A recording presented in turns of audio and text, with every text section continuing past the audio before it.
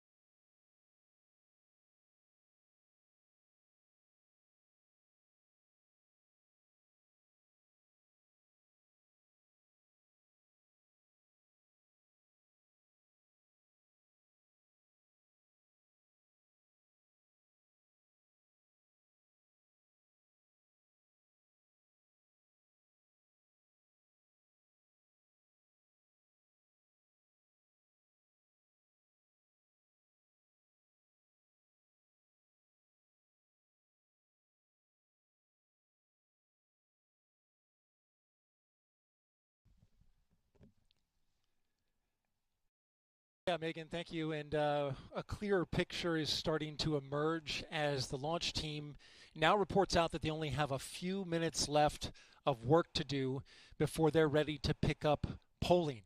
And we're also hearing that some of that polling, which kicks off with the mission management team, is also now just about 3.5 minutes away. Now, we are currently still in that hold.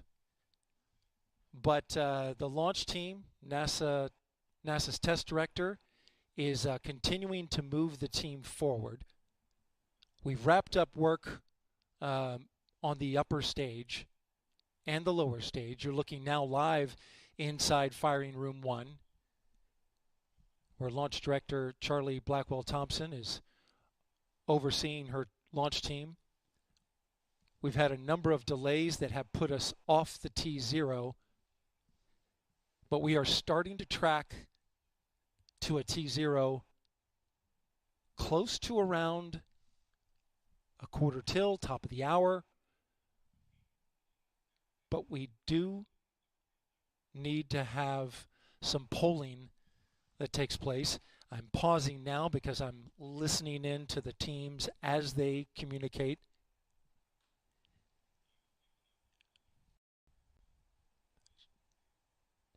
In this launch window, which we're currently 26 minutes into, and it's 2 hours long, it runs until 3:04 a.m. Eastern Time.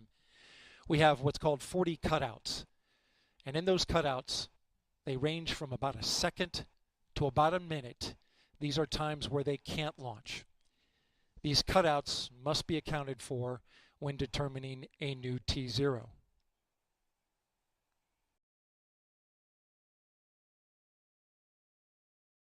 The upper stage of the rocket, which was the last to get ready and configured, just recently the team cycled the liquid hydrogen valves, which is required, and they are currently working on the LO2 valves, liquid oxygen valves in the upper stage. That work is almost done.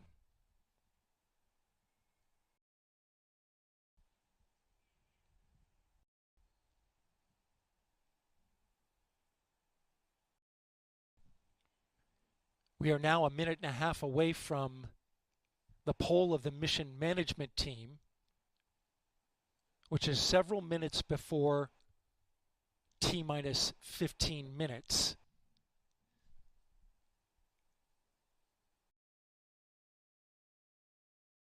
When that poll starts, we'll get a clearer picture of our T0.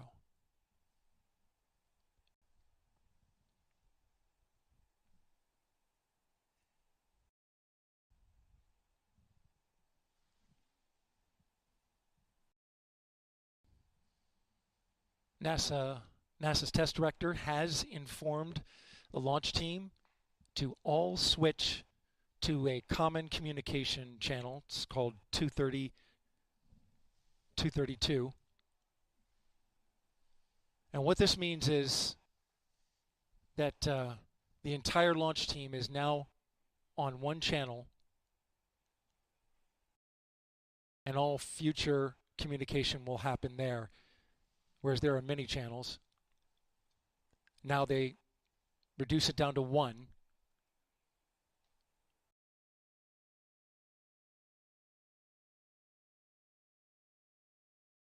Just heard from NASA test director Carlos Monge.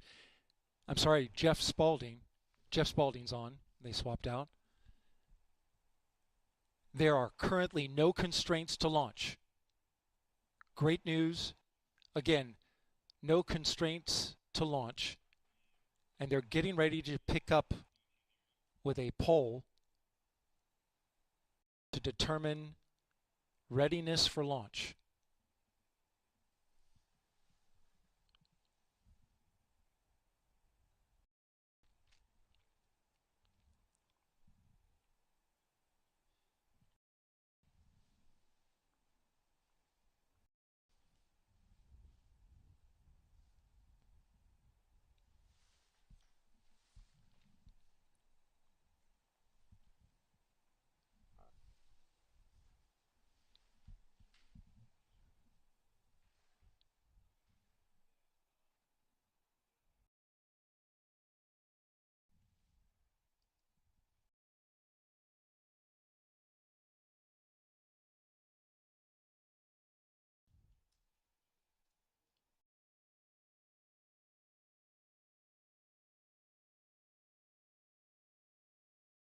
Okay, NASA Test Director Jeff Spaulding getting ready to conduct the readiness poll, so we are getting close.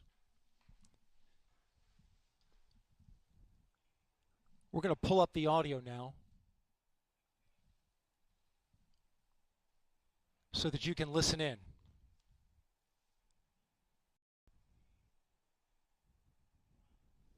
Rockets go. All right, copy all. And Launch Director NTD, our launch team is ready to proceed at this time. I copy all NTD. At this time, I will proceed with my poll. And attention on 3-2, this is the Launch Director performing the final poll for launch. Verify no constraints and go for launch. EGS Program Chief Engineer. EGS Program Chief Engineer verifies that the EGS, SLS, and Orion Program Chief Engineers have no constraints and are go for launch. Copy, Greg. Thank you. EGS Chief Safety Officer. The EGS CSO verifies the SLS, Orion, and EGS CSOs have no constraints and are go for launch. Copy, John. Thank you. Range Weather. Weather has no constraints and weather is go for launch. Copy, LWO. And Mission Manager.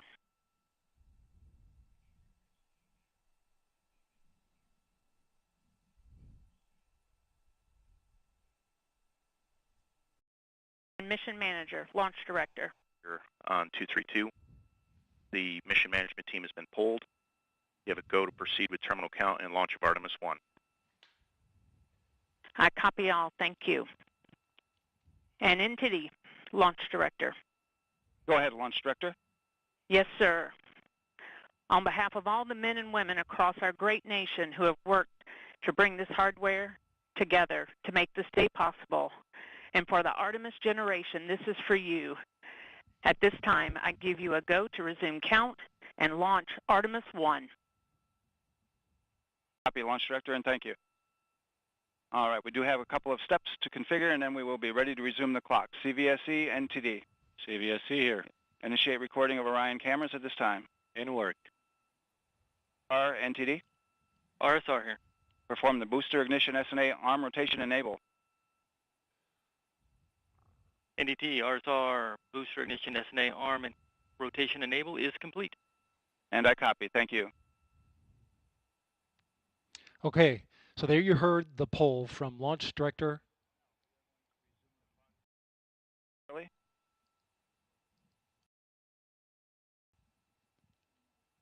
Getting ready to get that new T0 time.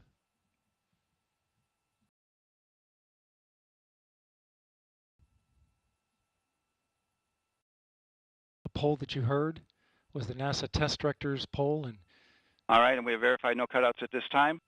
And all personnel, we are going to resume the clock. GLS, you can resume the clock on your mark. GLS copies. Countdown clock will resume on my mark. 3, 2, 1, mark.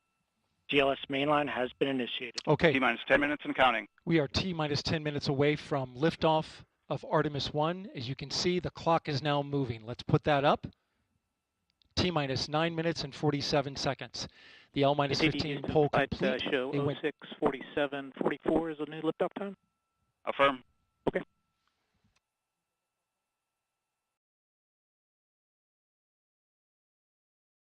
Oh 01:47:44, 1:47 a.m. Eastern Time and 44 seconds.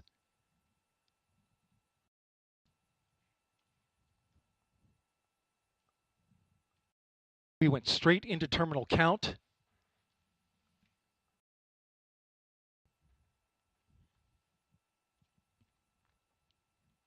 Liftoff now 9 minutes away. So terminal count.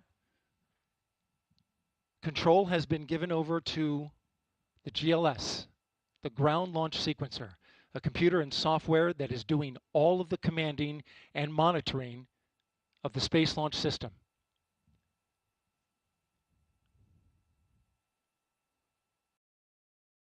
We'll hear callouts from the GLS operator, Alex Pandalos.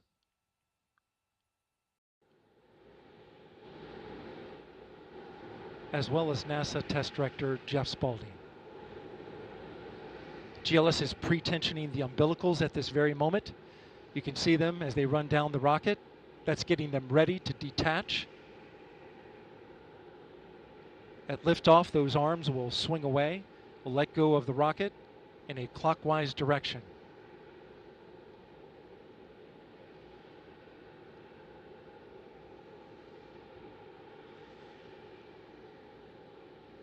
T-minus 8 minutes and counting. The GLS is performing up to 100 commands per second, including configuring ground systems for power transfer to the rocket. GLS is turning on cameras, recording video inside and outside the crew module to collect data for engineers. Purging the aft skirt booster with high flow nitrogen. Clear out any hydrogen gas that may be there.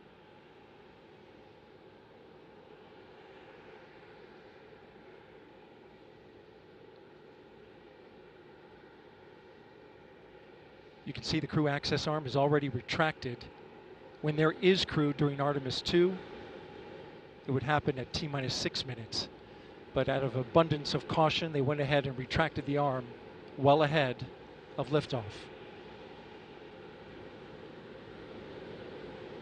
Want to point your attention to the base of the mobile launcher. If something wasn't done to reduce the power from the pressure caused by the rocket's ignition and thunderous sound, it could damage the rocket. So the ignition overpressure and sound suppression system will flood the mobile launcher with water. You'll see that sequence start at T-minus 17 seconds. Now coming up in less than 30 seconds, the ground launch sequencer will start bringing the high energy systems online, starting with core stage pressurization.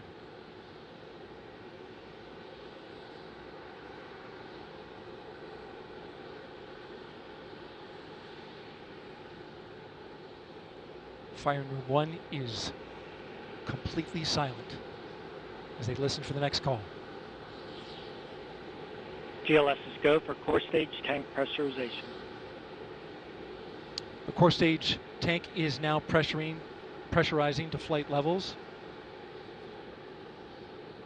The replenish valve to the liquid hydrogen tank now closing. The liquid oxygen tank will come a little later. Now we're arming the Orion ascent pyros and transfer to internal power.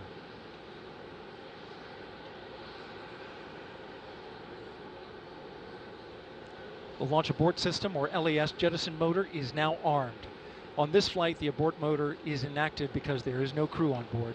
Up next is the flight termination system, or FTS, which gives the Space Force the ability to destruct the rocket if it goes in the wrong direction. Let's listen in for that.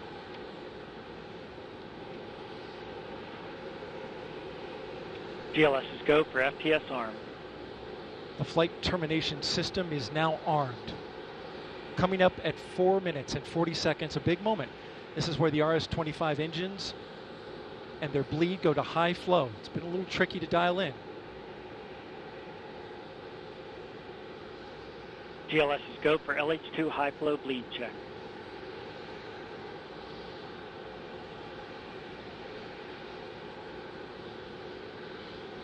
Good word, we've passed that. The cryo team got the LH2 engine bleed pressure loop dialed in. They are now at the right temperature for launch. Countdown continues. T-minus 4 minutes, 15 seconds. Up next, GLS fires up the KPUs. Those are high-speed turbines which provide pressure to hydraulic pumps that steer the RS-25s. Stands for Core Stage Auxiliary Power Unit Start. GLS is go for core stage APU start. That now leads to the thrust vector control test at T-minus 2 minutes and 30 seconds. That can proceed now, and we will see the engines gimbal at the bottom of the core stage.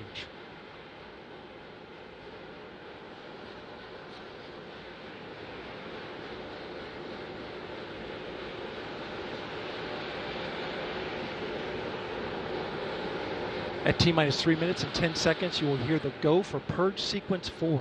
That's a helium purge of the 4 core stage engines downstream of the propellant valve, getting the air and moisture out.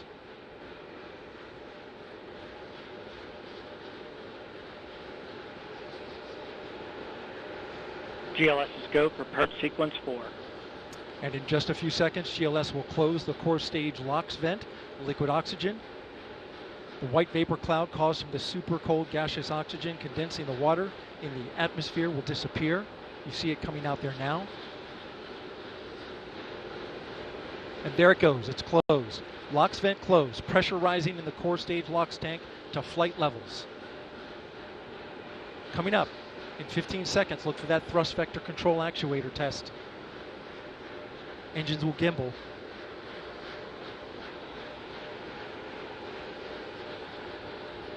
And there they go. The 4 core stage RS-25 engines gimbaling around, testing the ability to steer the rocket into space.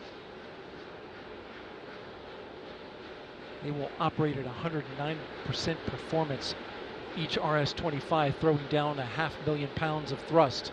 All 4, 2 million pounds. All together with the boosters, 8.8 million pounds of thrust. GLS is go for upper stage to internal power. Now the upper stage has gone to internal power. So power is removed from the rocket's upper stage, the ICPS, and it's been switched to battery power.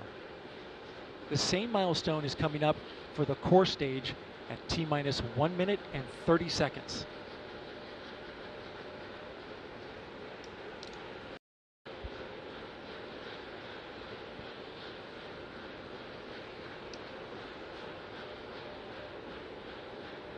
GLS is go for core stage to internal power.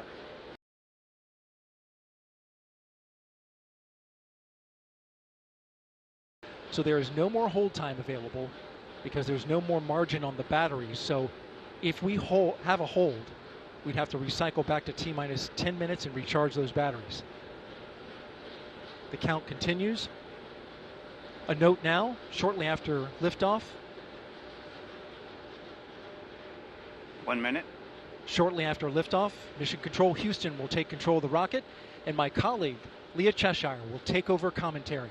T-minus 50 seconds and counting.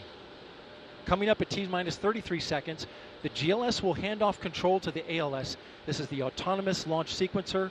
On board the rocket, it will take over command and control of the rocket.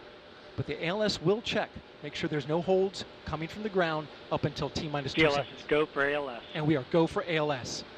The Space Launch System is now counting down to liftoff of Orion on its maiden voyage to the moon.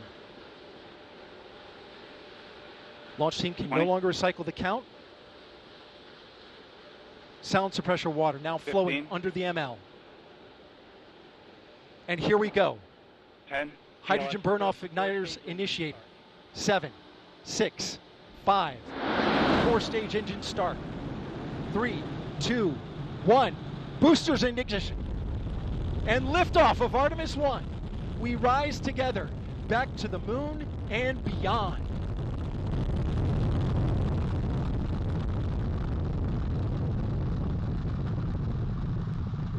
All 4 RS-25 engines on the core stage and 2 solid rocket boosters now propelling the vehicle at 128 miles per hour.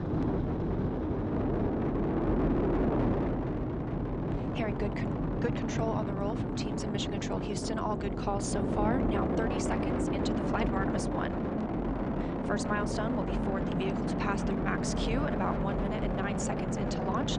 This is the greatest period of atmospheric force on the rocket.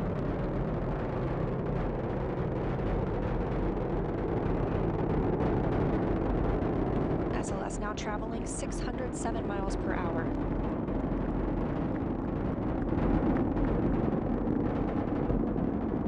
You're looking at 8.8 million pounds of maximum thrust. Quiet here in the loops in Mission Control. The 4 core stage engines are throttling down ahead of passing through max Q.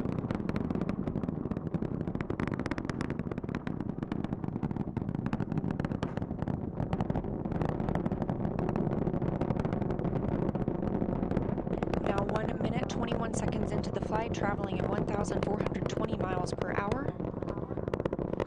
4 core stage engines are back at maximum thrust. The next major milestone will be for the solid rocket boosters to cut off and jettison at about 2 minutes and 11 seconds into the flight, so about 30 seconds from now. Again, quiet here in Mission Control Houston as teams continue monitoring the flight of Artemis 1. We're now 16 miles downrange from the launch pad at Kennedy Space Center, traveling over 2,800 miles per hour.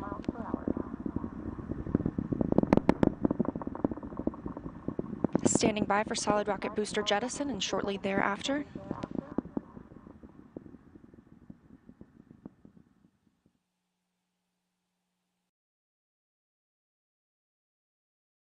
Confirmation that the solid rocket boosters have separated these 177-foot boosters. Now the core stage continues to power the flight of Orion, all 4 RS-25 engines firing, traveling over 3,400 miles per hour, 46 miles downrange. 2 minutes and 36 seconds into the flight. Hearing nominal calls here in Mission Control Houston. We've still got 4 good engines on the core stage. Next up, we'll be looking for the service module fairing to separate. This is 3 15 by 15-foot fairing panels, providing structural support, protecting the service module. Those will separate at about 3 minutes and 11 seconds into flight, and very shortly thereafter will be followed by the launch abort system separation. Just over 3 minutes into the flight of Artemis 1, now traveling over 4,060 miles per hour, 83 miles downrange. We just had confirmation that the service module fairing has separated.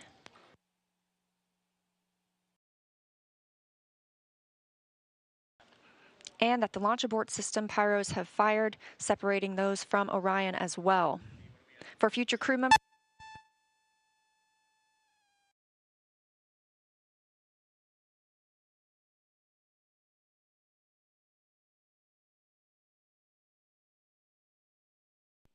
we just heard the call for 3-engine press, meaning if SLS were to lose an engine at this point in the mission, we could still achieve a nominal mission. We would just have an extended main engine cutoff time. However, we still have 4 good engines, all at maximum thrust right now, powering the first flight of Artemis at 5,200 miles per hour, 148 miles downrange.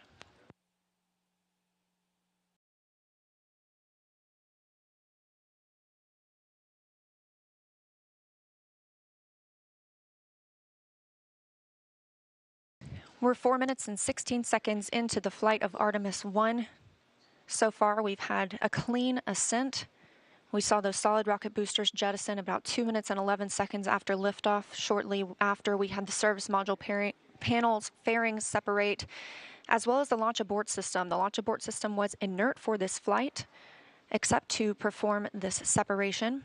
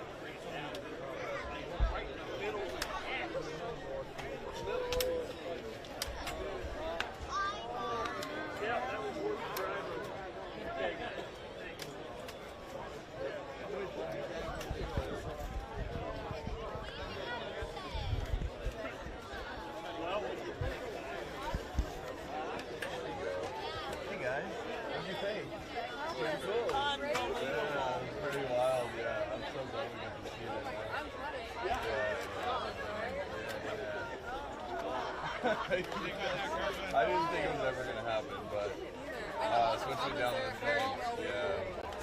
Absolutely. Well, I'm just looking for interviews. I don't know if you guys will be on like a little on-camera thing just about exactly what you said about how finally, you know? Is that cool? Programs. Yeah. Well, I can talk to a couple of you guys, but no, I like what you just said. It's like, you know, my time, right? Yeah. I'm scared. No, it's fine. It's not, you know, I'll just ask you a couple questions. Okay. Try to put things on here. All right. You'll look at me.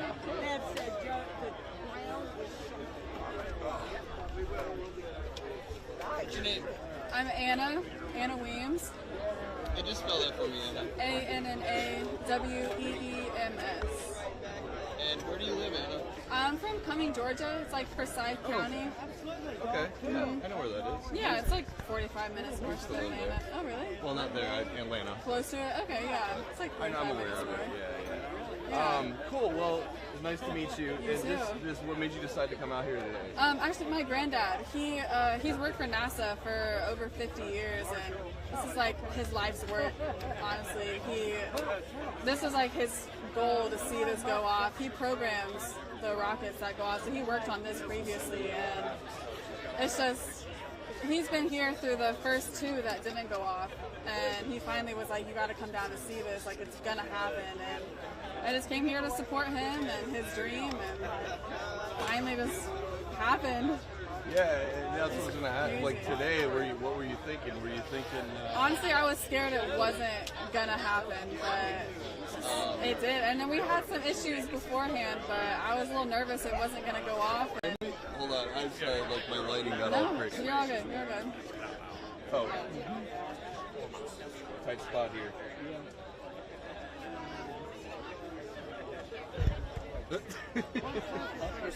All right.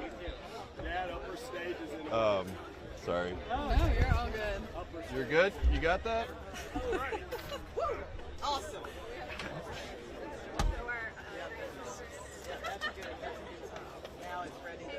I feel like I'm getting too old. I feel that. You know, just again, the kind of the feeling like the anticipation. That was rough. It was scary knowing that it might not go off, you know? It was like, gosh, like all this work that people have put into it, it's like, oh my goodness. But they said, what, T-10? And I was like, oh my God, like, I hope it goes off. It's good seeing my granddad. He, you know, tears in his eyes. He's just so anxious to see it go off. And I don't know, it's just good to see him so happy over his dream just coming true of it going off and happening, you know? It was just an incredible sight. Have you seen one of these before? I have. I went to I was young. I was probably like 10 or 11. And I went to a shuttle, actually. It wasn't a rocket, it was a shuttle launch. And that was my first one. And since then, this is my second one back. So it was a pretty cool experience to see as my second time. Why do you think it's important for us to go back to the moon? Honestly, just knowledge. I think it's important to know what's out there, you know? I think our planet's not going to be here forever. Might as well see where else we can go, see what's out there, see if we can live on the moon, see if we can live on Mars, you know? This is supposed to be the rocket that goes to Mars. So I think it's important to know what it can do, see how far it can go, what it's capable of. I think it's important to view our options. Yeah. Yeah, just the feeling. Oh my gosh, that was insane. I was not expecting it at all. It lit up the whole sky. That was incredible. It was beautiful. It was a good experience. It was gorgeous. And it was good seeing my granddad, just his reaction to it. He's just so happy. He was so anxious before. Just, I don't know, just his life's work coming true is just a good feeling. Where is your grand? Did he run out of here already? I think everybody left you. Yeah. Oh no, he's right here. He's sitting down. He's too anxious. Yeah. He's too anxious to see it. No, I'd love to ask him just because you were talking about it. See if he wants to do a quick interview.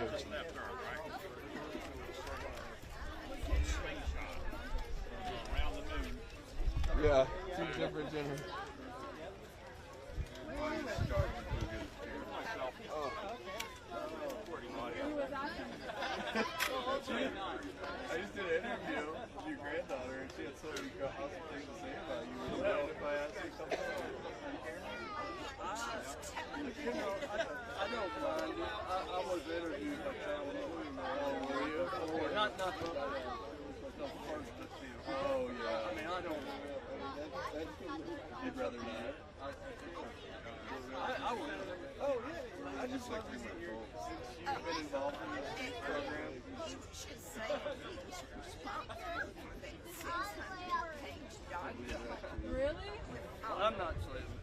Oh my goodness. So you're just going. You could stay. Yeah, yeah. Are you good on the? You can stand down there. Somewhere stable. Yeah. Go stand where you're comfortable. Go stand on the sidewalk. I'll come down here. Okay. I don't want. Yeah. Yeah, I'm so old. And I'm kind of overwhelmed. You're great. So I appreciate That you was taking just some time. magical. Let me just bring the camera down here.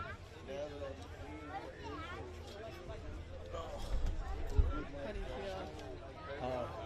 Yeah. I feel good. Good. You should feel good. This is a big moment. There we go. That's a big moment. My old age. Yeah, it's amazing. It's incredible. Yeah, it's hard to set up anywhere over here. I know it's not. It's nice not because you're kind of yeah. with the launch. You're kind of up, a little bit. How would I look? Oh, you look beautiful, Granddad. You couldn't look better. I'm sure. All right. And you'll just look at me. I'll ask you a few questions.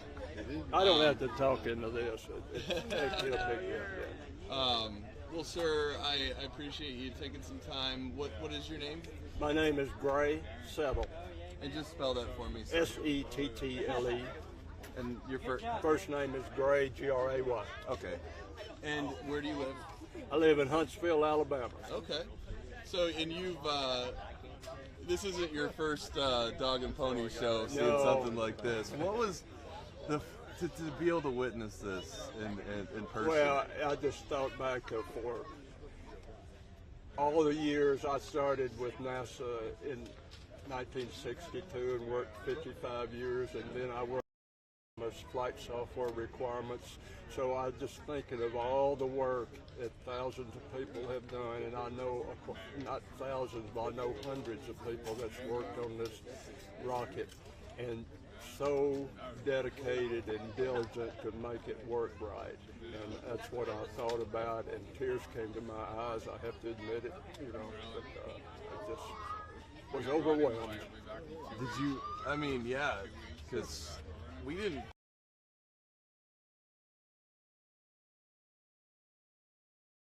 Other times. Yeah, and I've been here too for those times, and I felt good. But the weather the weather's was not a factor. It's a beautiful day for it, or night for it, and the couple of problems that showed up, I got nervous and some angst. But then they worked through them. I wasn't concerned about the range problem. I was sure they would get that fixed. I was concerned about the leak they had. But when they got that going, then my confidence kept getting better and better. And then, I knew we were going to get into the window, and we did. And but at T-minus 10, I felt pretty good. But anything can happen then, but I felt pretty good.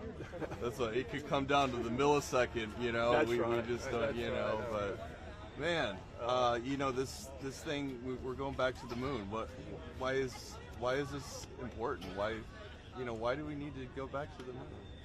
Well, you're probably asking the wrong person because I'm a NASA guy, but I believe, I don't want to be too profound sounding, but I mean, human beings since their onset, have explored, and I believe that we went to the moon. It's been 50 years. The last person that stepped on the moon is 50 years this next month. So I think it's time that we go back, and then it's a stepping stone to go to Mars, and I think we need to do that. We need to explore, you know, and the depths of the ocean and outer space, we need to explore. And again, tell me why Artemis had such a special place in your heart when. Well, you know, I worked Artemis in the latter part of my career, which up until 2017, I worked Artemis for several years. I was working the flight software requirements. So I knew what was going on in that computer, and particularly in the last 29 seconds. And it's just, I know all the people that did that, and they're just the best in the world. And it was overwhelming to me. Well, thank you, sir. Yes, nice sir. meeting you.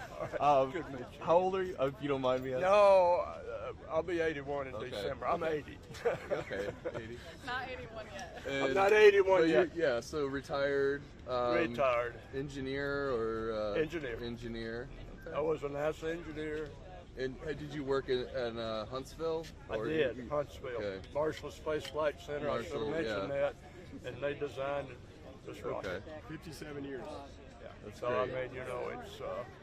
what was it like for you to be able to bring your granddaughter out? Oh, I loved it. I loved it. My whole family's here. My son, my daughter, Everyone. her family. It's just great. I mean, that's why it was, part of that is why it was so overwhelming to me, is because my family's here with me. And, you know, I worked Apollo to Artemis, and I know a lot of people that have, that's from Huntsville, and so it's real meaningful to me. Of course. Yeah, it's amazing just how this brings people, you know, families and people together and something positive. You know, we need this. You know. So. I agree, and I think it's well worth the money, and it's a drop in the bucket anyhow. Consider that. You know, the technology comes right back down to the person on the street. You know. Well, thanks, guys. Hopefully, we don't have to sit in traffic too long. Oh, Hopefully. Who you with? I'm Associated Press. Oh. Yeah. Okay. So. Where is he? AP. AP. Yeah. Yeah. So. Well, Well, nice meet. Yeah. So good to this- meet you. Yeah, I could have done a better absolutely. job Yeah. when I wasn't so overwhelmed, Yeah. but I'm overwhelmed right now. So. Right. No, it's raw, Granddad. That's what we're looking for. I'm glad this is So- my granddaughter, and I'm glad. Yeah. Oh, I know. I've been looking forward to this. My oldest For a while. granddaughter. Do you mind if I ask how old? I don't know. No. Our print reporters always. No, I okay. never ask age, but I'm 21. you're She's 21. 21. 21. I'm almost 81. Yeah, Um, it's good. It's special. Special thing. yeah.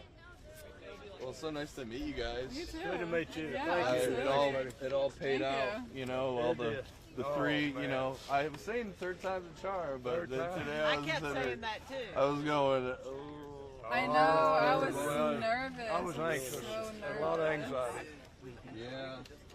But it happened. I knew it was going to happen. I didn't know when. We didn't. Yeah. None of us did.